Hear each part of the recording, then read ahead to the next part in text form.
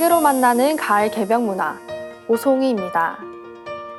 호모 루덴스, 놀이하는 인간이란 뜻인데요. 인류는 문화의 정수를 녹여 놀이를 만들고 그 놀이를 통해 문화를 전달해왔죠.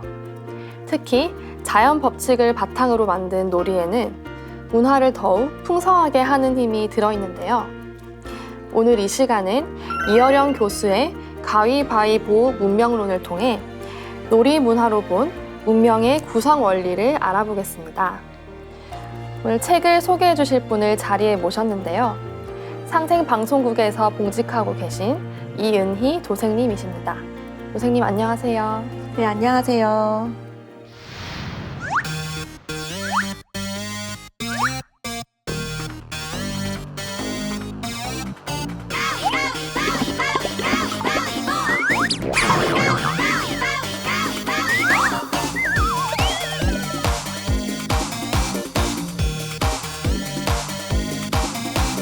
가위바위보 가위바위보 가위바위보 가위바위보 누가 먼저 내가 먼저 누가 먼저 내가 먼저 가위바위보 가위바위보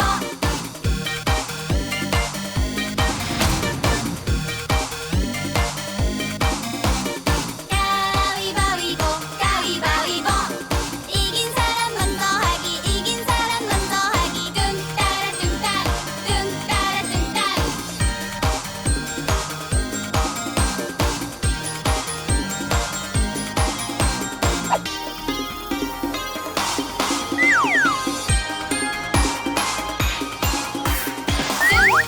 뚱땅 뚱따라 뚱땅 뚱따라 뚱땅 헤이 헤이 룰루랄라 룰루랄라 룰루랄라 룰루랄라 랄랄랄랄랄랄라 책의 저자이신 이어령 교수님은 일상의 언어 속에서 문화의 속성을 발견하고 알려오셨는데요. 놀이 문화를 통해 문화를 분석한 것이 독특하다는 생각이 듭니다. 어떤 내용을 담고 있는지 간략히 소개해 주시겠어요? 네, 지금도 가위가위보는 일상생활에서 흔히 하는 놀이문화죠. 저자는 동북아 3국인 한국, 중국, 일본을 가위가위보에 비유해 이 각 문명의 특징을 설명하고 있는데요. 인류 문화뿐만 아니라 동북아시아의 국제관계를 살펴볼 수 있는 흥미로운 책이라는 생각이 듭니다. 놀이 문화는 삶의 긴장을 풀고 여유를 주는 수단인데요. 그런데 책에서는 첫머리에서 서양과 동양의 언어 차이를 설명하고 있죠. 네, 엘리베이터와 승강기로 동서 문화 차이를 설명하고 있는데요. 엘리베이터와 승강기는 높은 곳을 오르고 내릴 때 이용을 하잖아요. 엘리베이터는 동사 엘리베이트에서 온 말로 올리다라는 뜻만 들어있다고 합니다. 영어뿐만 아니라 엘리베이터를 의미하는 프랑스어 아상세르와 독일어 파슈툴도 모두 위로 올라간다는 의미만 갖고 있다고 하는데요. 그에 반해서 동양에서는 승강기라고 하죠. 한자로 오를승, 내릴강이라는 뜻인데요. 올라가면 내려오는 이 순환성과 양면성을 동시에 나타내는 것이죠. 즉, 서양에서는 올라간다라는 의미만 있지만 동양에서는 올라가고 내려오는 양방향의 움직임을 포함하고 있는 것인데요. 이 엘리베이터와 승강기라는 언어를 통해서 서양은 한쪽 면만을 강조하는 배타적인 직선형 사고를 하는 반면 동양은 이 양면성을 동시에 나타내는 포괄적인 순환형 사고를 한다는 것을 알 수 있습니다. 동양 철학에서는 음양오행으로 자연의 변화를 설명하잖아요. 오르는 것은 양, 내려가는 것은 음이라고 하는데 이렇게 본다면 동양은 언어 속에서 이 음양의 균형을 맞추고 있는 데에 반해 서양에서는 양을 위주로 하고 있다는 생각이 듭니다. 네, 맞습니다. 저자는 그 외에도 몇 가지 예를 들고 있는데요. 먼저 사람이라는 단어를 보면 동양에서는 남녀 양쪽을 포괄하는 사람인이라는 독립적이고 평등한 언어를 쓰는데요. 이 서양에서는 영어로 남자를 man, 여자를 woman이라고 하고 이 남녀를 합친 사람을 말할 때도 역시 man이라고 합니다. 우먼이 남성을 의미하는 맨에 종속되어 남성 위주의 언어로 흡수되어 버린 건데요. 역사를 의미하는 히스토리도 히스 플러스 스토리로 이 그의 역사, 남성 중심의 역사라는 걸 알 수 있습니다. 동양에서도 성차별이 없는 것은 아니지만 서양에서는 언어 자체가 남성 위주로 이루어져서 성차별적 요소를 가지고 있다는 것인데요.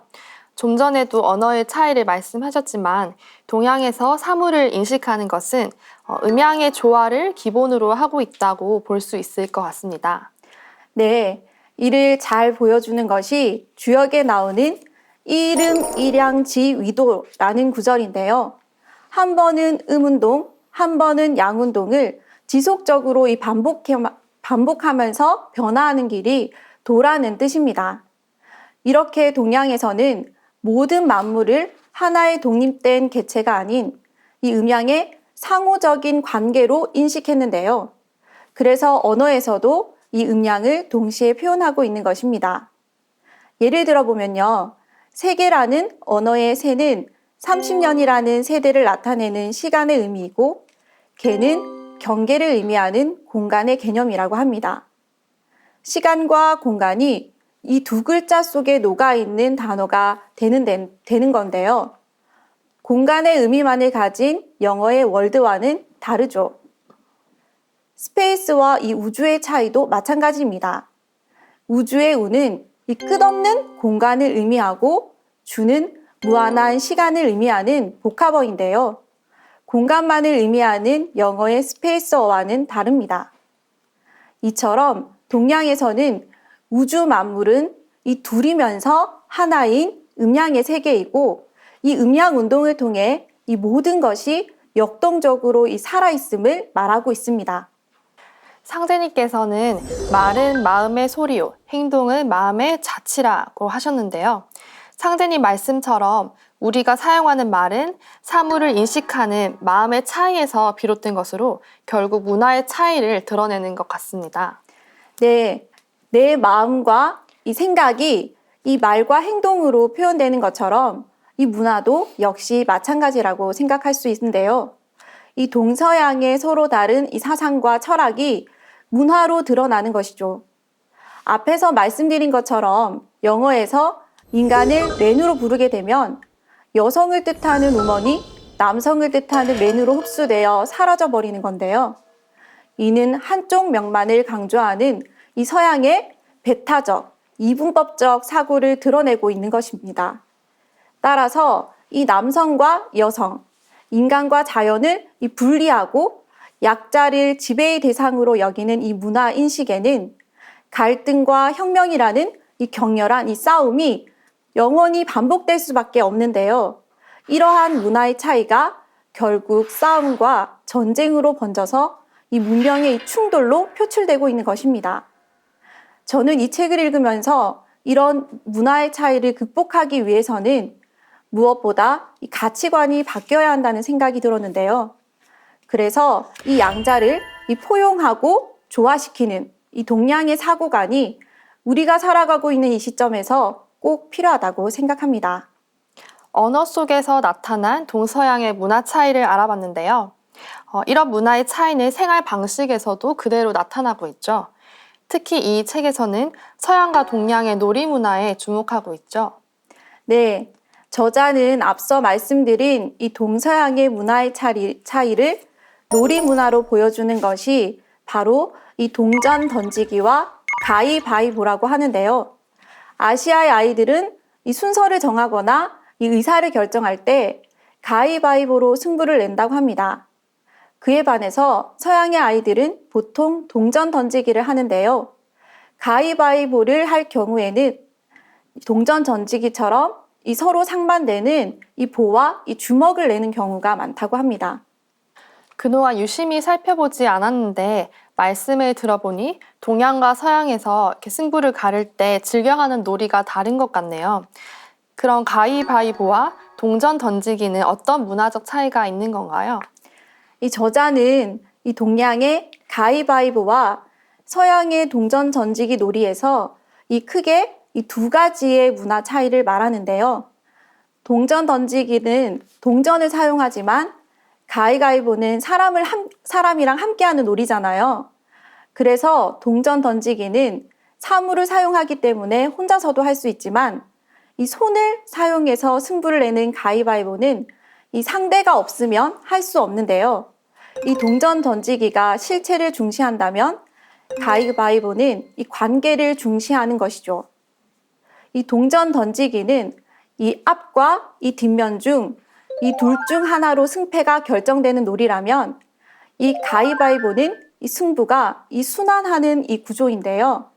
이 바위는 가위를 이기고 가위는 이 볼을 이기고 볼은 다시 바위를 이기면서 이 원형을 이루어서 이 동양의 순환관을 반영한다고 할 수 있습니다. 놀이 문화에서도 동양과 서양의 사물 인식과 문화의 차이점이 확연히 드러나는군요. 그럼 가위바위보는 언제 어디에서 유래한 것인가요?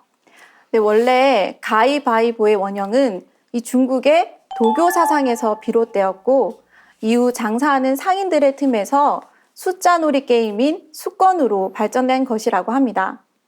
그리고 중국의 송나라 때 설거정이 쓴 오대사라는 책에는 당시 사람들이 수세령을 했다는 기록이 있다고 합니다. 수세령은 이 엄지손가락부터 새끼손가락까지 이 A, B, C, D, E라는 이름을 붙여서 A는 B를 이기고 B는 C를 이기고 C는 D를 이기고 D는 E를 이기고 E는 다시 A를 이기는 방식으로 이 승부가 순환하는 규칙을 만들어 사용했다고 하는데요. 그렇게 본다면 가위바위보는 이 수세령을 더 간단한 구조로 만든 것이라고 할 수 있죠.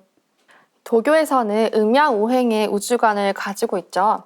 이 5손가락이 서로 순환하면서 물리고 먹히는 것이 음양의 삼국 구조와 비슷하다는 생각이 듭니다. 네, 저도 가위바위보의 유래를 보면서 그런 생각을 했는데요. 이 오행은 우주를 구성하는 이 5가지 구성 요소인 이 목, 화, 토, 금, 수를 말하잖아요. 오행은 상생과 상극으로 순환하면서 변화를 지어내고 있는데요. 상생은 서로 살린다라는 뜻으로 오행이 수생목, 목생화, 화생토, 토생금, 금생수로 서로 생하면서 이 순환하는 것을 말합니다.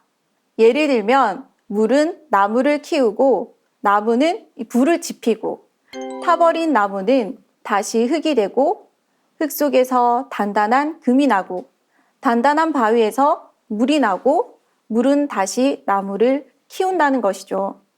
그리고 상극이란 서로 이 오행이 극하는 경우를 말하는데요.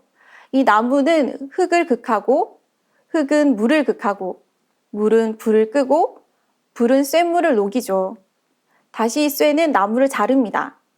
이 목극토, 토극수, 수극화, 화극금, 금극목으로 서로 극하면서 순환을 하는 것인데요. 앞서 말씀드린 수세령에서 이 5손가락이 서로를 이기면서 순환하는 형태와 같다고 할 수 있습니다. 결국 5가지 구성 요소를 가진 오행의 삼국 구조를 단순화시켜서 셋의 구조로 만든 것이 가위바위보라는 것이군요. 네, 그래서 저자는 가위바위보의 3자가 이 서로 견제를 하면서 순환하는 구조를 3태극에 견주고 있는데요.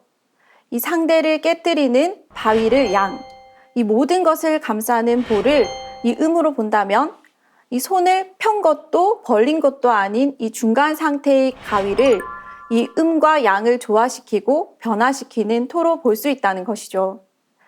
지금까지 서양 문화가 이 동전 던지기처럼 양자택일의 성격을 띠고 이 동양 문화에서는 가위바위보의 3자 이 순환의 흐름을 가지고 있었다고 말씀을 드렸지만 사실 서양에서도 이 3이라는 숫자는 특별한 의미를 가지고 있습니다. 기독교의 삼위일체 문화가 있고 서양 수학 문명의 아버지인 피타고라스의 고향 이 사모스 섬 바닷가에 있는 피타고라스 동상 아래에는 이 3은 이 우주의 중심수다라고 새겨져 있다고 합니다. 음악에서도 이 3박자는 13세기에서 가장 이 완벽한 박자로 불렸고요. 따라서 이 삼수 문화는 동서양의 공통된 문화라고 할 수 있는데요. 하지만 역사적으로는 서양은 이수 문화가 강세를 보였고 동양은 삼수 문화가 이 주류를 이루었다고 말할 수 있습니다. 네, 지금까지 이은희 도생님 모시고 이어령 교수의 가위바위보 문명론을 알아봤는데요. 단순히 승부를 가르는 놀이로만 생각했던 가위바위보. 그 속에 인류 문화를 해석할 수 있는 비밀 열쇠가 들어있었다는 것이 놀라웠습니다. 다음 시간엔 가위바위보를 통해 본 동북아 문명권에 대해 계속해서 알아보겠습니다. 도생님 말씀 감사합니다. 네, 감사합니다. 이 가위바위보는 승부를 가르는 놀이 중에서 동전 던지기와 더불어서 가장 널리 사용되는 것으로 알고 있습니다.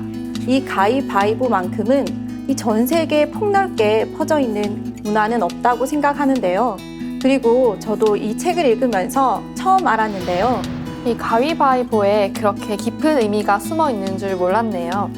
이 가위바위보의 조건은 이 먼저 내는 것도 또 나중에 내는 것도 허용하지 않고 이 서로 호흡을 맞춰서 상대의 리듬과 또 마음을 읽으면서 이 동시에 이렇게 손을 내면서 하는 규칙이잖아요. 이 가위바위보를 얘기하면서 인류 평화를 논할 수 있는 것은 이 가위바위보에 상극을 넘어선 상생의 원리가 담겨 있기 때문이겠죠. 그래서 저자는 이 서양의 동전 던지기로 대표되는 이 양자택일의 문화를 이 극복할 수 있는 대안으로 이 동양의 가위바위보 문화, 즉 이 삼태극 문화를 제시하고 있습니다. 그런데 이 책에서 흥미로운 것은 동북아 삼국을 가위바위보에 비유한 것인데요. 이 우선 이 중국 대륙을 이 보에 배정하고 있는데요. 이 손바닥을 최대한 펼친 이 형태가 이 대륙의 보와 비슷하다는 것이죠. 그럼 일본을 바위에 배속한 이유는 무엇인가요? 우리나라는 가위에 비유를 할 수 있겠군요. 역사적으로 한국이 가마손 역할을 수행해 왔던 시기에는 이 동아시아에 평화가 찾아오고 장차 조선이 천하의 도주국이 되리라고 하신 상제님의 말씀이 더욱 크게 와닿았습니다.